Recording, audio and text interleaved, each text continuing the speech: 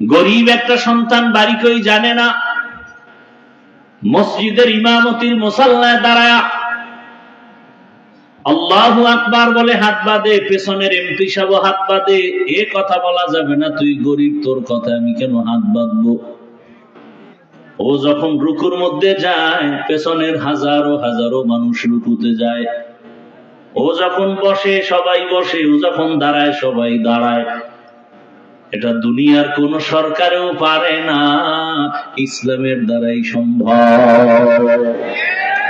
দিনিয়াল ইসলাম দীনু মাওকাহু আরজু কুফরানান আফওয়ান ইনদাহু মুক্তাদায়া নবিয়ুল্লাহ সাহবুহু নুজুমুন লিল হিদায়া ফি জামাহু। ইসলাম ছাড়া শান্তি কেউ দিতে পারে না। শান্তি আর সম্মানের জন্য আল্লাহ পাঠাইলেন রহমতের নবীকে মক্কা নগরীতে। এমন নাপাক সমাজ, বাবা তার কন্যাকে গলা টিপে জ্যান্ত দাফন করে মেরে ফেলে, নারী আর পুরুষ একত্রিত হইয়া উলঙ্গ বাইতুল্লাহর দেওয়ালটারে তাওয়াফ করে প্রদক্ষিণ করে। এতটা খারাপ সমাজ। রহমতের নবী আসছে, আল্লাহর নবী সবার সাথে সুন্দর আচরণ শুরু করলেন। সবাই গালি দেয়, নবী সবার সাথে হাসি মুখে কথা কয়। কেমন মায়ার নবী আমার, জীবনে একটা মিথ্যা কথা বলেন নাই, গালি দেন নাই। হাজারো গালি শুনছেন, গালির জবাবও দেন নাই। দুইটা চোখ মোবারক গরম করে কোনোদিন কারো দিকে নবী তাকান নাই। নবীজি যদি চোখ গরম করে কারো দিকে তাকায়, সাথে সাথে পুরিয়া ছাই হয়ে যাবে। রহমতের নবীর চোখের মধ্যে এত পাওয়ার লাগানো। রহমতের নবী আমার আম্মা জান আয়েশা রাদিয়াল্লাহু আনহা বলেন, নবীজির ঘাম আমি বোতলে ভরে রাখতাম, আমার আতর হিসাবে ব্যবহার করতাম। রহমতের নবী এমন দয়ার নবী, রহমতের নবীর চেহারাটার দিকে একটা নজর দিলেই কলিজা ঠান্ডা হয়ে যেত। 7 দিনওয়ালা না খাওয়া ব্যক্তির ক্ষুধা মিটে যেত। এমন মায়ার নবী আমার। দ্বিতীয় আর একজন ব্যক্তি পাবেন না যে জীবনে মিথ্যা বলে না, গালি দেয় নাই। রহমতের নবী এত দামি। ওই মায়ার নবীর আদর্শ দীর্ঘ 40 বছর পর্যন্ত নবী শুধু ব্যবহার, সুন্দর আচরণ। কাউকে বলে না নামাজ পড়ো, রোজা রাখো, জিকির করো। 40 বছর পর আল্লাহ তাআলা দ্বিতীয় ব্যবস্থা কোরআন নবীর কাছে দিলেন। নবীর কাছে আসা মাত্র দাওয়াতে নবী নেমে পড়লেন। নবী দাওয়াত দেন, তোমরা সবাই এক আল্লাহর উপর ঈমান আনো, লা ইলাহা ইল্লাল্লাহ তুফলিহুন। যদি লা ইলাহা ইল্লাল্লাহ বলো, তোমার জন্য জান্নাত ওয়াজিব হয়ে যাবে। মান ক্বালা লা ইলাহা ইল্লাল্লাহ ফাদাখালাল জান্নাহ। ও আবু হুরায়রা ঘোষণা দিতে বলো, যে বলবে লা ইলাহা ইল্লাল্লাহ সে জান্নাতি হয়ে যাবে। ভাইরা আমার, রহমতের নবী দাওয়াত দিতেছেন, এখন নামাজ, এক আল্লাহর ইবাদত। এতদিন নবী দাওয়াত দেন নাই, কোন দুশমন নাই, এখন দাওয়াত শুরু হয়ে গেল, দুশমনিও শুরু হয়ে গেল। রহমতের নবী দাওয়াত দিতেছেন, সব আপন লোকেরা বাঁকা হয়ে গেল। কেমন বাঁকা? হাতের মুষ্টির মধ্যে পাথর নিয়ে কয়, রে মুহাম্মদ, যদি বলতে পারো আমার হাতের মুষ্টিতে কি আছে, আমি এখন কালেমা পড়ব। নবী বলেন, আবু জাহাল চাচা, আপন চাচা না, ডাক নাম চাচা। আবু জাহাল রাসূলের আপন চাচা না। ডাক দিয়া বলে, চাচা বলতে পারলে কালেমা পড়বেন? বলে হ্যাঁ। কয় আমি তো বলতে পারবো না। কেন ভাতিজা পারবো না? কয় আমি গাইবের মালিক না। গাইবের মালিক কে? قُلْ لَا يَعْلَمُ مَنْ فِي السَّمَاوَاتِ وَالْأَرْضِ الْغَيْبَ إِلَّا اللَّهُ। হে রাসূল, জানায় দেন আসমানের বাসিন্দারা কেউ গায়ব জানে না, জমিনের বাসিন্দারা কেউ গায়ব জানে না। কে জানেন? ইল্লাল্লাহ, একমাত্র কে? কেউ জানে না, কেউ জানে না। ইল্লাহ, জানে আল্লাহ। আল্লাহ পাক তার কুদরতি ক্ষমতায় যেইভাবে গায়েব জানেন, এই ক্ষমতায় দুনিয়ার কেউ গায়েব জানে না। কেউ যদি ধারণা করে আল্লাহ ছাড়া আরো কেউ গায়েব জানে, এই ধারণা করার নাম শিরক। যারা ধারণা করবে তাদের নাম মুশরিক। আমান ইউশরিক বিল্লাহ ফাকাদ হারামাল্লাহু আলাইহিল জান্নাহ। যারা শিরিকের গুনাহ করবে তাদের জন্য জান্নাত হারাম। নবী বলেন আমি বলতে পারি না, তবে একটা ইশারা দেয়, এই চাচা আবু জাহালের হাতে কি আছে একটা আওয়াজ দে তোরা। সাথে সাথে পাথরগুলো কালেমা পড়া শুরু করলো। আবু জাহাল পাথরগুলো মাটির মধ্যে ফেলে বলে, ভাতিজা তুমি জাদুকর, আমি আগে জানতাম না। কপাল বড় খারাপ। রহমতের নবী এক আল্লাহর ইবাদতের বয়ান করেন, তাওহীদ, এক আল্লাহকে মানো। আলা লাহুল খালকু ওয়াল আমর, সৃষ্টি যার, হুকুম চলবে তার। আল্লাহ ছাড়া কারো আইন চলবে না, কারো বিধান মানা যাবে না, কারো হুকুম মানা যাবে না। আসমানের মালিক কয় আল্লাহ? বলেন। জমিনের মালিক কয় আল্লাহ? তাহলে আইন চলবে দুই আল্লাহর। কয় আল্লাহর? এক আল্লাহর আইন চলবে। রিজিক দেয় কয় আল্লাহ? এক আল্লাহর খানা খাইয়া এক আল্লাহরে সেজদা দিবা, বটগাছে কেন, মাজারে কেন, কবরে কেন? সম্মান দেয়ার মালিক কয় আল্লাহ? ওই এক আল্লাহ যদি সম্মান দেয়, সে আল্লাহকেই তো তুমি সম্মান দিবা। ওই এক আল্লাহ যদি তোমার খানা দেয়, খাইয়া লইয়া শক্তিটা সে এক আল্লাহর পক্ষে ব্যয় করবা। আল্লাহর দেওয়া খাইয়া কুফরি মতবাদের পেছনে কেন শক্তি ব্যয় করো? গণতন্ত্র রক্ষায় জীবন আমরা দিয়ে দিব।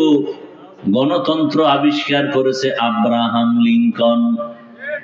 কে? কুফরি মতবাদ। বলে ওদের মতবাদ কি বলে? সব ক্ষমতার মালিক জনগণ। আপনার ঈমান কি বলে? সব ক্ষমতার মালিক কে? বলেন। ইনিল হুকমু ইল্লা লিল্লাহ, ইন্নাল্লাহা আলা কুল্লি শাইইন কাদির। সব ক্ষমতার মালিক একমাত্র আমার আল্লাহ। জনগণ যদি সব ক্ষমতার মালিক হও, বলো করোনার সময় মাথা হাঁটুর তলে দিলা কেন? কয়েকদিন আগে ভূমিকম্প হলো, ফিরাইলা না কেন?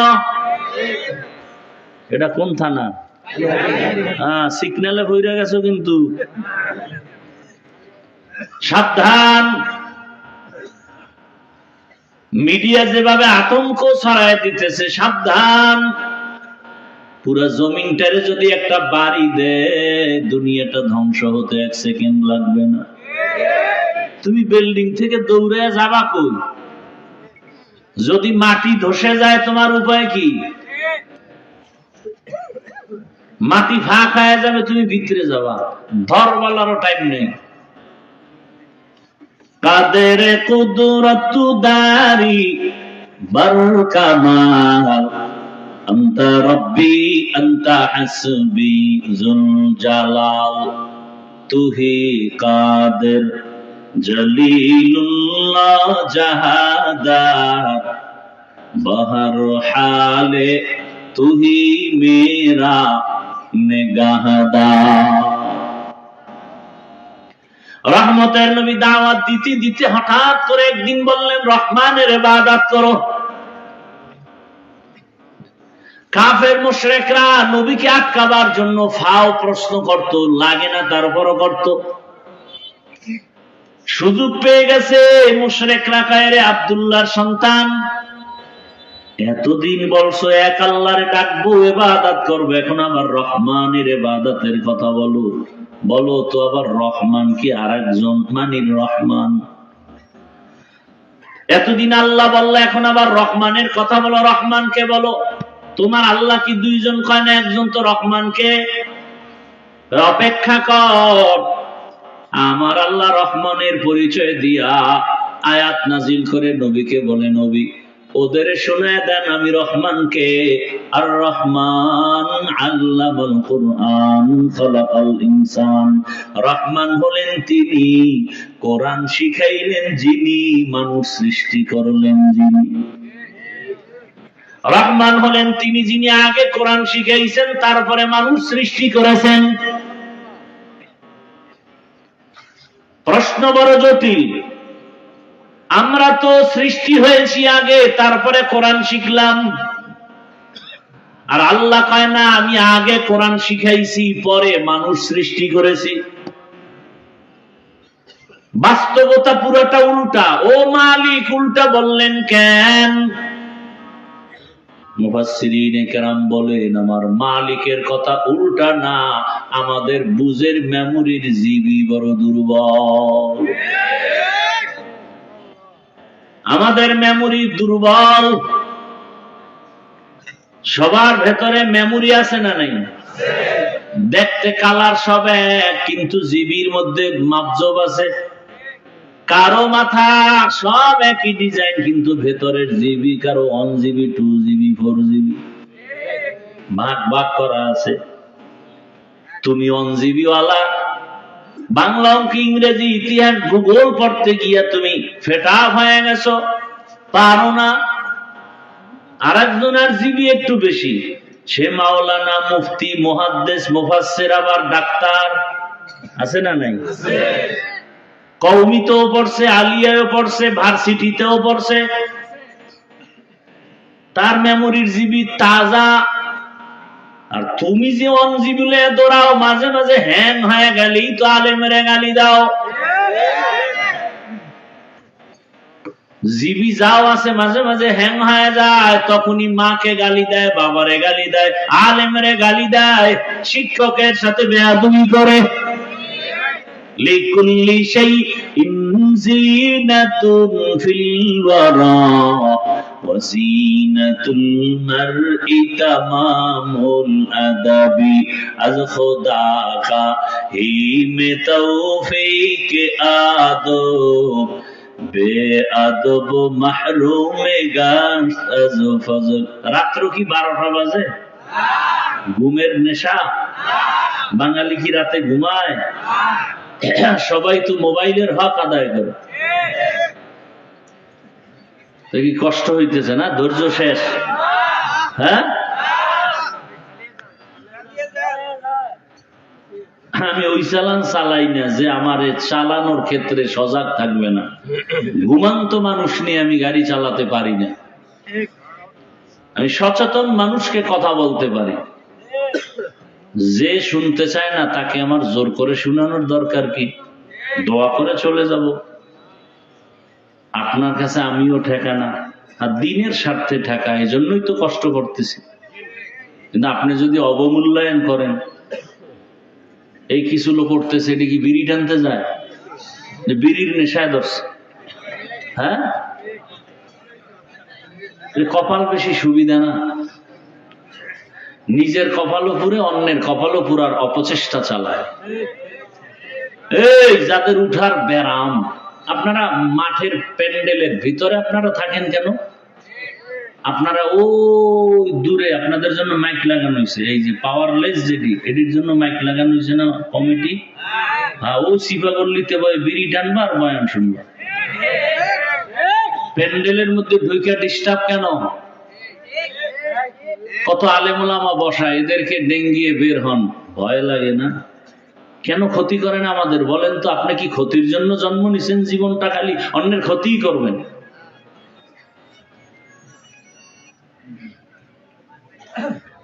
আল্লাহ হেদায়েত দান করুন। কপালে হেদায়েত না থাকলে কি করার? হেদায়েতের মালিক কে? কোন বান্দা? মান ইয়াহদিল্লাহু ফাহুয়াল মুহতাদ ওয়া মান ইউদ্লিল ফালান তাজিদা লাহু ওয়ালিয়্যাম মুরশিদা। আল্লাহ তাআলা বলেন, হেদায়েত যাকে দিব সে পেয়ে যাবে, যার কপাল খারাপ ও পাবে দূরের কথা, হেদায়েত পাওয়ার মুর্শিদও পাবে না, পথ প্রদর্শকও পাবে না, কোন মুরব্বি পাবে না। আল্লাহ বলেন, আমি এমন রহমান, আগে কোরআন শিখাইছি, পরে মানুষ বানাইছি, আগে মানুষ বানাই নাই। ও মালিক, উল্টা বললেন কেন? মুফাসসিরিনে কেরাম জবাব দিয়া বলেন, আল্লাহর কথা ঠিক। বলে তা কেমন? বলে দুনিয়াতে যত মানুষ, আল্লাহর কাছে এই মানুষ জান্নাত পাবে না। আল্লাহর কাছে একদল মানুষ জান্নাত পাবে, সেই মানুষ এই মানুষ না। বলে এই মানুষ কারা? বলে এরা বংশগত মানুষ। এই মানুষ কারা? বলে এরা জন্মগত মানুষ, আদমের বংশের মানুষ। হিন্দুও তো আদমের বংশগত মানুষ, বৌদ্ধ ধর্মের মানুষও তো আদম নবীর সন্তান হিসাবে বংশগত মানুষ। বংশগত পরিচয় জান্নাত পাওয়া যাবে না। এ কারণে স্বয়ং আদমের সন্তান কাবিলও জান্নাত পাবে না। নূহ নবীর সন্তান কেনান জান্নাত পাবে না। ভালো করে বুঝো, ইব্রাহিম নবী একজন কত বড় জলিল কদর পয়গম্বর, বাবা আজর জান্নাত পাবে না। আল্লাহর কাছে একদল মানুষ জান্নাত পাবে। ওই মানুষ কারা? বলে এরা বংশগত পরিচয় না, এদের পরিচয় জন্মগত পরিচয় না, এদের পরিচয় হলো এরা গুণের মানুষ। কিসের মানুষ? গুণের মানুষ। এবার 2-4 মিনিটে সময় দিয়ে শুনেন, গুণের মানুষ কাকে বলা হয়। বুঝার জন্য একটা মূলনীতি মনে রাখবেন। প্রত্যেকটা বস্তু তৈরি করার ক্ষেত্রে যিনি তৈরি করে, প্রত্যেকটা বস্তু বানানেওয়ালা একটা কাজের জন্য বানায়, ঠিক না? বলে এই যে মাইকে কথা বলি, মাউথ দিয়া কথা বলি, মেশিনের সাহায্যে, ইউনিটের মাধ্যমে হর্ন থেকে কথা বের হয়।